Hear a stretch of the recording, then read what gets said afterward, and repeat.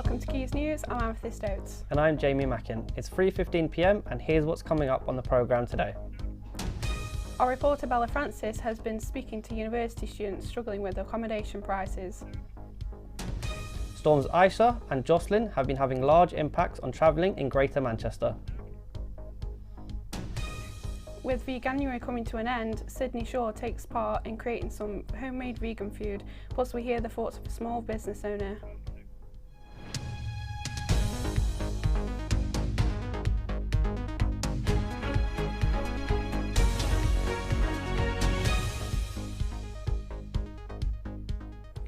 The prices of student accommodation are rising all over the country. Many students are now left with little to live on and are unable to afford even the lowest rates.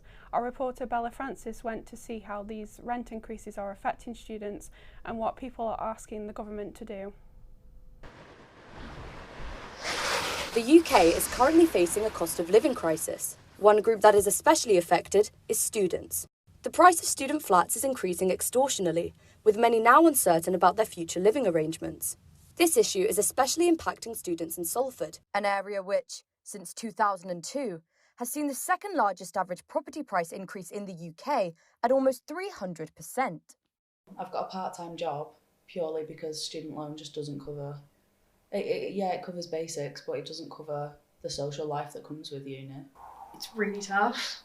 You go into debt really quickly and you can't get out of it. Here are some of the rent increases just over the past 3 years for the cheapest rooms in some of the most popular student accommodations in Salford. The jump has been massive, and maintenance loans are failing to keep up. In a 22-23 study by the Office for National Statistics on students, over half of survey respondents said that their maintenance loan did not cover their living costs, and a quarter of respondents said that their maintenance loan only just covered their living costs. With finances, this first term I only had £300 left over after student finance helped me out. I think if they keep the maintenance loan the same, they need to look at decreasing rent, because I pay £138 a week and I've got a box room. The National Union of Students is currently petitioning for the government to develop a tailored cost of living support package for students, including controls on rent, free public transport for uni students, maintenance loans to increase with inflation, and additional grants.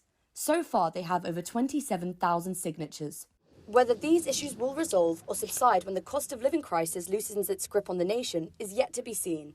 Let's just hope that next year's students can actually afford to have a roof over their heads. Bella Francis, University of Salford. The storms and icy weather this week have caused many issues with people travelling, from driving on motorways to public transport being cancelled. Tabitha Crowther reports. Don't forget your stuff. The bad weather in Manchester for the past week has affected travel to work for many people.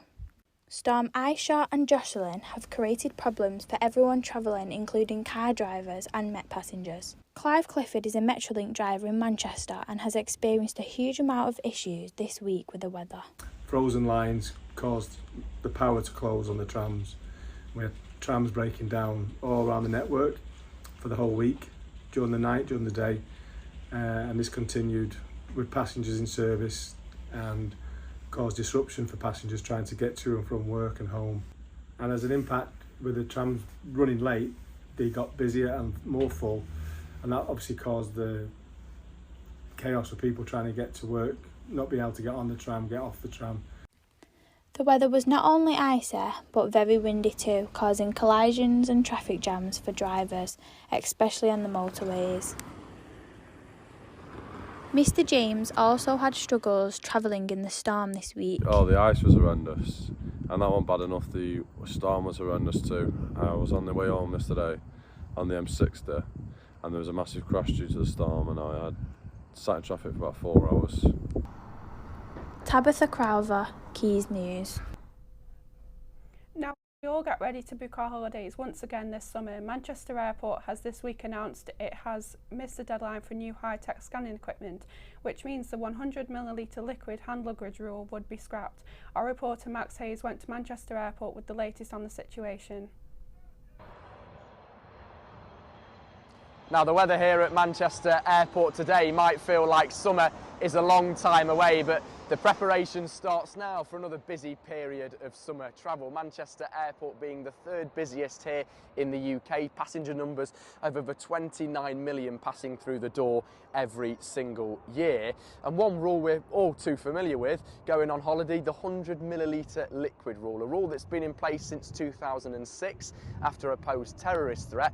That rule is set to be scrapped. Well, should have been here at Manchester Airport ahead of the summer, but they've missed the deadline for June 2024, blaming it on a shortage of staff training due to COVID-19 since the pandemic, and also whilst trying to maintain good customer numbers and operations. Most UK airports have already begun implementing these technology and these scanners, London City Airport being one where you can travel through without getting your liquids out your bag, and you can take as many as you like through. But MAG, who owns Manchester, Stansted and East Midlands Airport, said the scanners would be introduced lane by lane at each airport. A spokesperson said it was making good progress, but said due to the complex programme of work and the expansion. A person has died this morning after being hit by a train in Greater Manchester. Lines have been blocked between Hazelgrove and Buxton, with emergency crews currently working on the scene. No further details have been released at this stage. Nottingham killer Valdo Calacane has been detained in a high-security hospital after the massacre of 3 bystanders in June. Calacane claimed he heard voices urging him to kill and rampage. CCTV footage emerged showing how the day unfolded. MP Miriam Cates has urged a social media ban for under 16s after a poor mental health rise in teenagers. She claimed that more and more children have become addicted to pornography since 2010. The information comes despite the Online Safety Act that promises to protect children from harmful material. You're all caught up with the latest breaking news. The NHS is appealing for more under 35-year-olds to volunteer themselves to donate blood.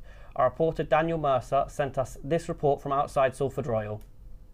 The NHS is appealing for more under 35s to come forward and give more blood. This shows after half the region's donors are over the age of 45. The NHS has told us that nationally, older people also account for 51% of donor population, having overtaken 17 to 44-year-olds since 2018. As part of its Giving Types Great campaign, the NHS is calling on 70 to 35-year-olds to make a no-sleep, feel-good start to the year by giving blood. Now, Ross Harrison is the chair of the Greater Manchester Blood Bank, so we approached for an interview. Fine, however, he did tell me this, that often blood stocks are very low levels across several grades, and the demand increases as supply is patchy. This is why the call has gone out to increase awareness. Now, I don't know about you, but giving blood is a sketchy subject and probably something I wouldn't do myself, but is this something you would do?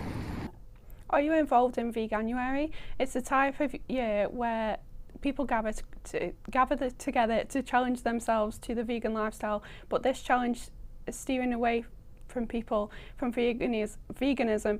Here is Sydney Shaw with more. Veganuary is an annual crowdfunded challenge that started as a way to encourage people to try the vegan lifestyle. Participants can sign up online and receive a downloadable starter kit and daily support emails. This includes restaurant guides, product directories and recipe databases. With Veganuary seeming so accessible, would you ever try it?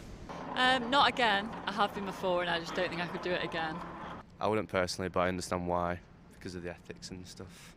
Would you ever consider going vegan? Absolutely not. New research from GWI has revealed that the number of people identifying as vegan has dropped by 29% in Europe and 15% in the UK in the last 2 years.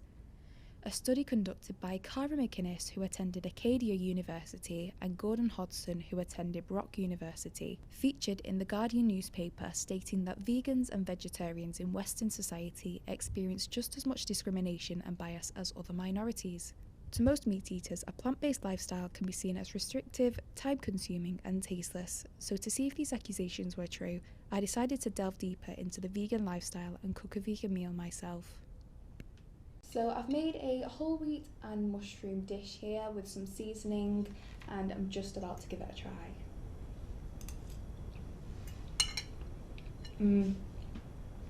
I'd definitely have this again.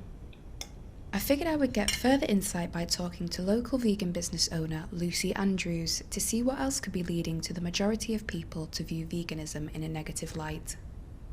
At the supermarkets and big brands, they come, they release all these special plant-based items that you'll find in February disappear because they were just a short period, and that leaves people who may have made a few plant-based choices wondering what they're going to do now they run out.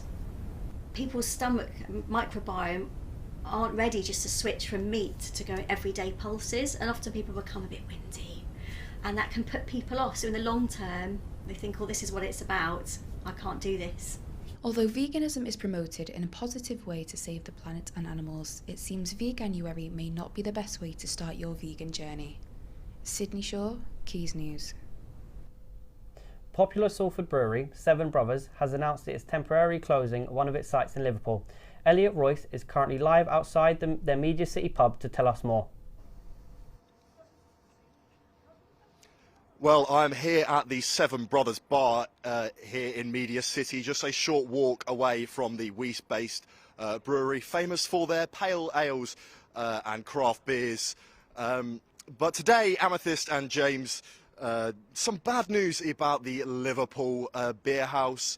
I'll read a statement from the Seven Brothers chief executive, Keith McAvoy. He says that with rising costs, inflation and the lack of government support for the hospitality industry, for the time being, remaining open simply isn't sustainable. He goes on to thank the City of Liverpool for welcoming the family-run business with open arms. Now, this does come as a bit of a shock, guys, because it was just a couple of months ago where Seven Brothers opened their new Media City venue, 11 Central, in a project that cost £3.5 million. But for now, it is last orders at the Merseyside Beer House. I've been Elliot Royce. Back to the studio. We're here to bring you the latest news in the entertainment world. Ray makes Brit Awards history by becoming the first to receive 7 nominations in a single year. BBC fans remain faithful as the hit reality TV show The Traitors pulls in record numbers of 6.5 million viewers ahead of the Series 2 finale tomorrow night. National account manager Jazz from Manchester is still in the game for his share of the prize money. So Rebecca, who do you think is going to win the series? I'm really confident that Harry is going to win. I think the Traitors have been playing an amazing game. I'll be surprised if they don't win. 100%. Whilst Love Island All Stars is only pulling in an average of 750,000 viewers. And the word on the street is that a celebrity version of The Traitors is on the cards, as Love Island UK star Ekin Su appears on the US version of the show, with the series now available to stream on BBC iPlayer. So head over to @Quays News on X and let us know what celebrities you would like to see on The Traitors. Who would you like to see, Rebecca? For me, I think Gemma Collins would be brilliant on The Traitors. I think she'd give us a traitor as a faithful, like the entertainment would be given. Oh man, I feel like it'll make the show so much better if we see Gemma on there. Who would you want to see? Oh, I'd love to see some comedians. It'd be really funny, like really silly slapstick humour on there. Oh, I'd love it. I think the celebrity version's going to be a good one. I'm looking forward to that one. Britain's Got Talent auditions have started yesterday. Bruno Tonioli got so excited at one of the acts, he managed to break the golden buzzer during the first auditions. And finally, BBC Survivor UK is set to return for a Series 2 later this year. For those interested in applying, head over to BBC Take Part and see if you have what it takes to outwit, outplay and outlast. That's all for the entertainment this week. And that's all we've got time for today. Have a lovely evening and a nice weekend.